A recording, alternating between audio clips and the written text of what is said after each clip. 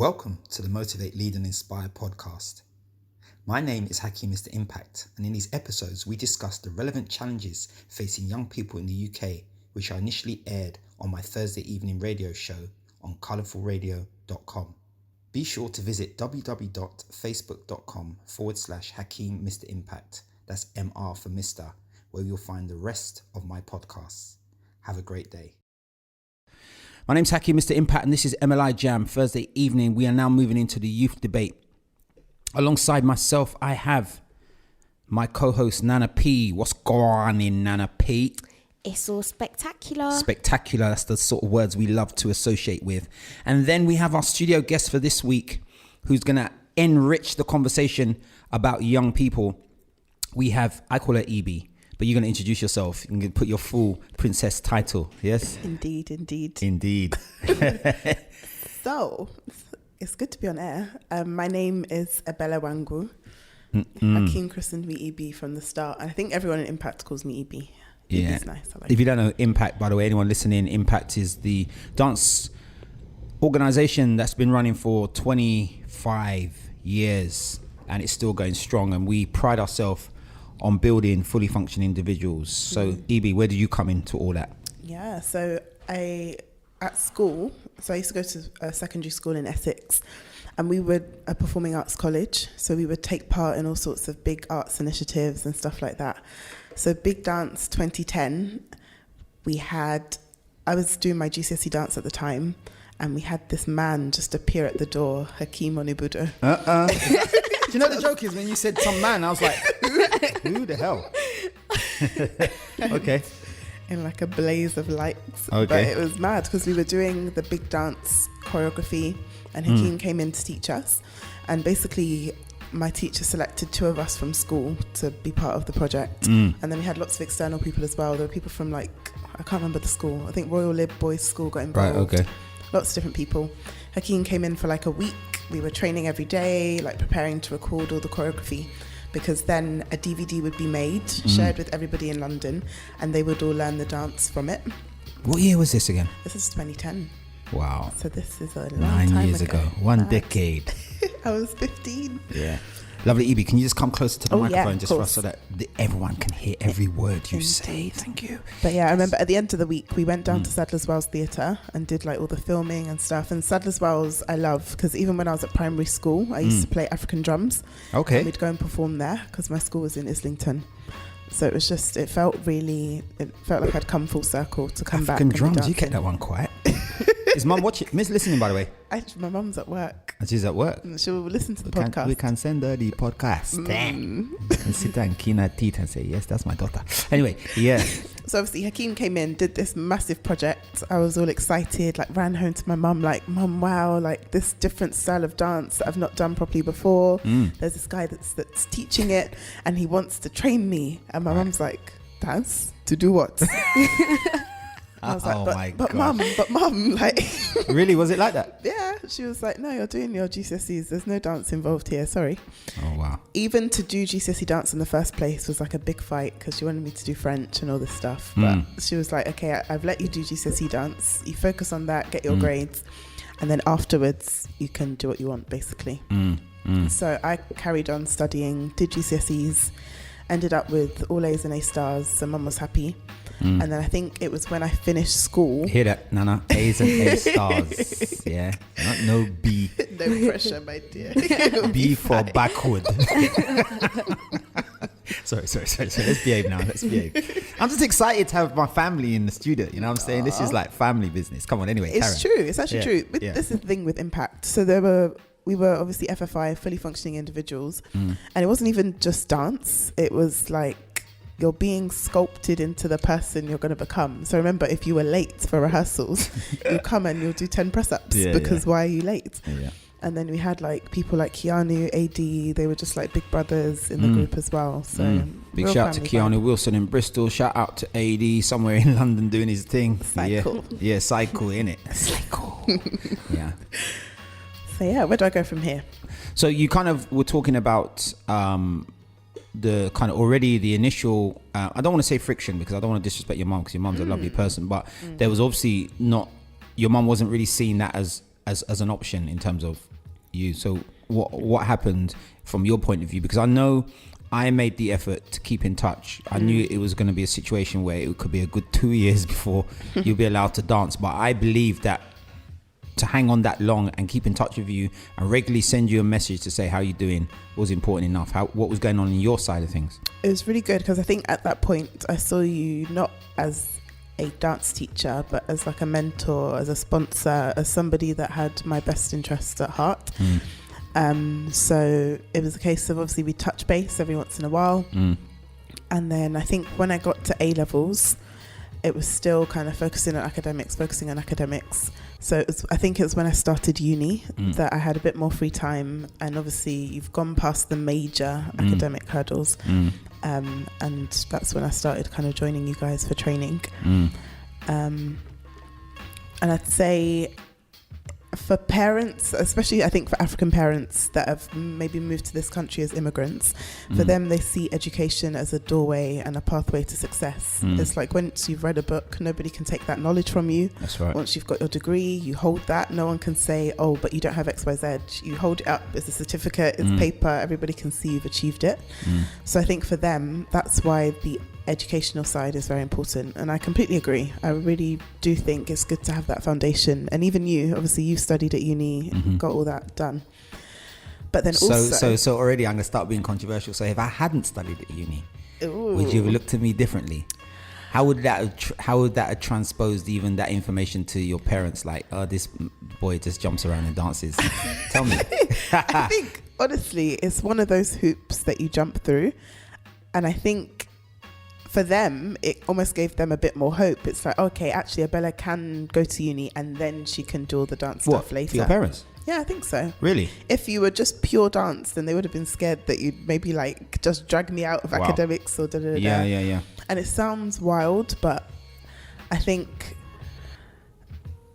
when you look at the rates and numbers of people that go to university, it's just a given. It's standard. Everybody. Now? Yeah, now. So you think now it's becoming... No, I don't want to misinterpret that statement. What do you mean by that? So as a result of everyone going, what does that do? Is that a good thing or a bad thing? I think what it does is it adds another layer of differentiation. It's like, okay, because everyone or a lot of people are going to uni, you need to make sure that you go and you study something that's tangible, that will give you practical skills when you then come out of uni. Right. And I don't want to say this degree is bad or this degree is good, but for example, studying a science, studying economics, studying maths, studying things that give you transferable skills into something that's professional later on, I think is very useful. But do you think, I mean, like, okay, so I did biochemistry. I would argue that didn't teach me anything really transferable. I mean,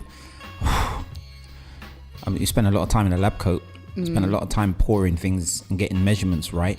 So maybe you could have transferred that to cooking, jollof rice. Nigerian do you know what I mean? I think... But yeah, what... Okay, so... And then the other extreme, the other extreme is someone listening now who's studying theology. How are they going to feel about what you just said? I think when I talk about uni as a whole, I think it's the experience that shapes you, because throughout school, you're given structure. You come in at 9 o'clock, you leave at 3 o'clock, and your teachers basically feed you what it is that you need to do. Whereas at uni, the skill that you learn is that actually this is the work that I need to do. My lecturer doesn't even know who I am because I'm one of hundreds of students. And I have to now be an independent, proactive self-thinker and do stuff myself, because it's 9 o'clock lecture. No one's going to wake me up, drag me to the room. It's you that has to kind of take that onus upon yourself. And I think when I talk about like hard subjects, I think it's about opening as many doors to opportunity as possible. So just simply saying that, I think a lot of employers and just people in general, it's like saying that you went to Oxbridge. Not everybody needs to go to Oxbridge, but when you hear it, you think, oh, okay, there's been some sort of rigorous kind of activity that's gone on behind there. So, okay. Yeah. Also, I should probably say, I don't think everybody needs to go to uni. And I also don't think that it's Nana's now. pointing at you with a long Ghanaian finger just protruded from behind the microphone. Nana's like, Yeah. I also don't think that because of the time we live in, such an exciting time now, like social media just opens so many opportunities. You don't need to go and study media to become a presenter. You can just put content out, somebody will spot you, and then you end up doing that. Oh, but anyway, I got my views on that. Why did we see a long finger? Oh, it's because I saw Paige mouth that part. And is that what you said? That's what she said. And I just thought, yeah, I agree. Not everyone needs to go uni. Do you need to go uni?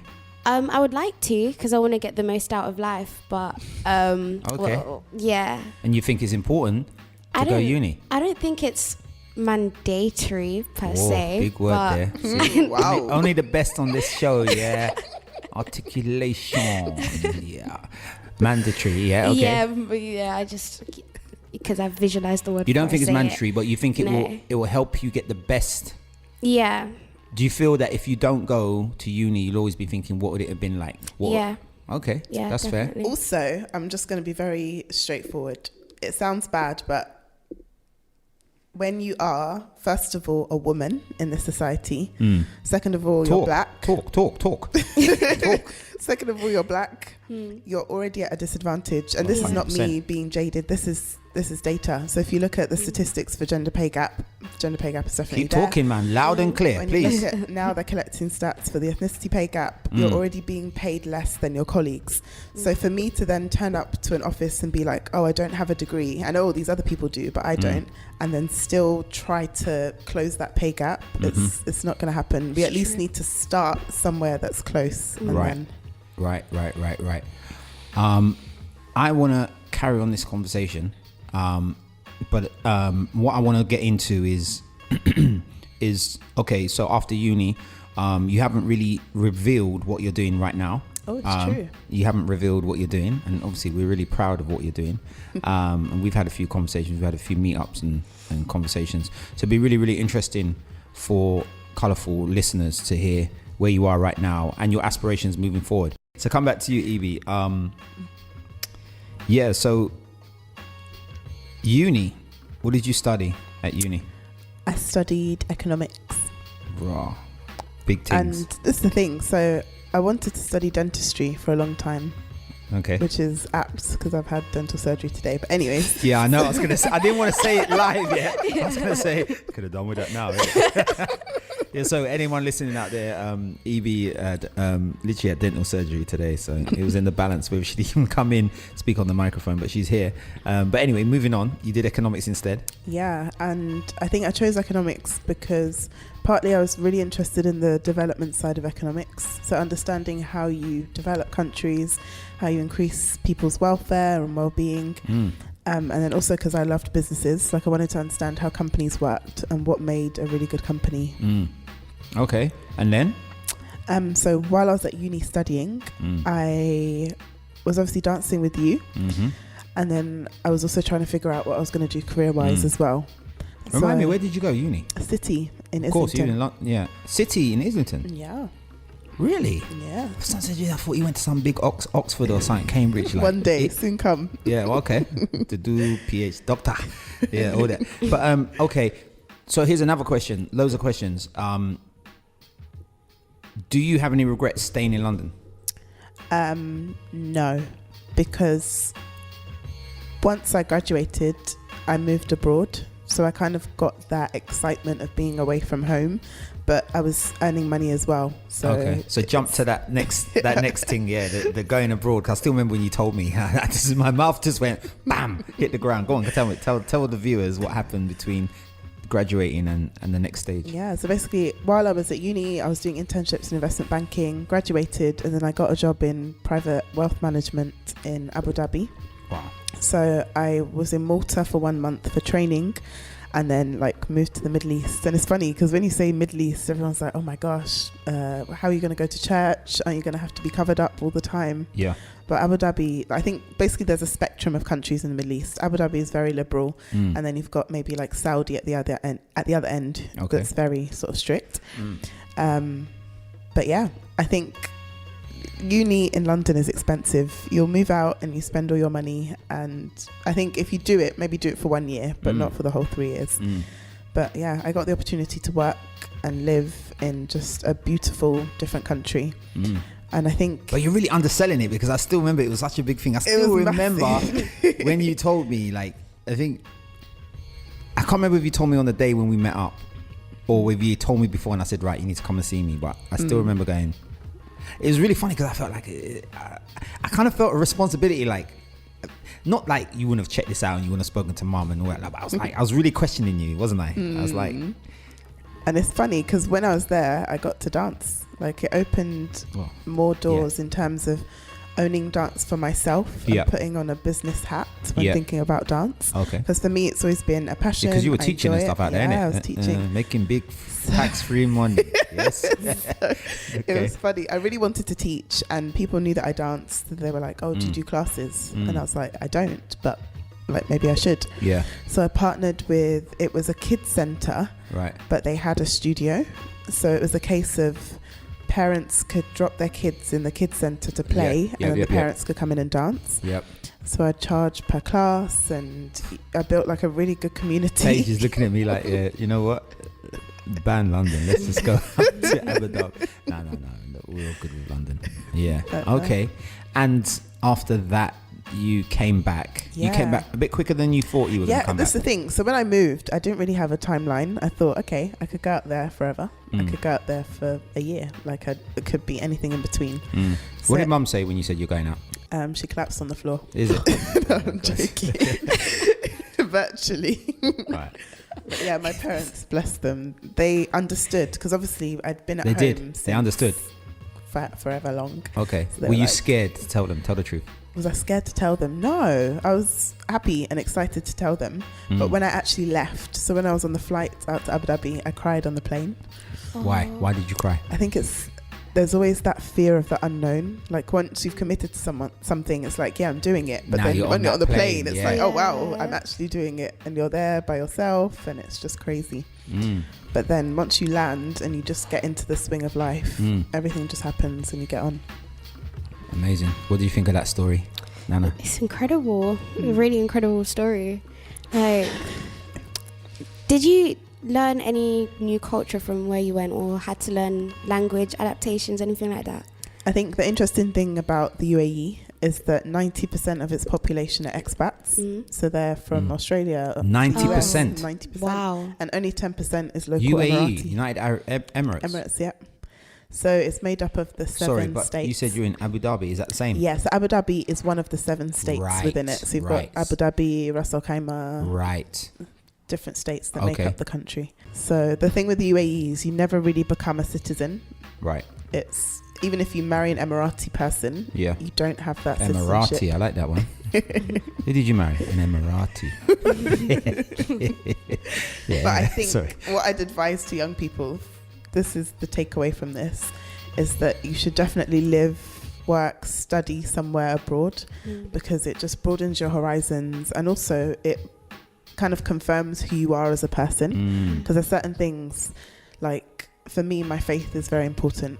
So it's a Muslim country, but I managed to find the little church area that there was. I was there every Sunday, like really active. And it's funny because everywhere there's mosques. So at 5 a.m. you'll hear the call to prayer, regardless of your faith.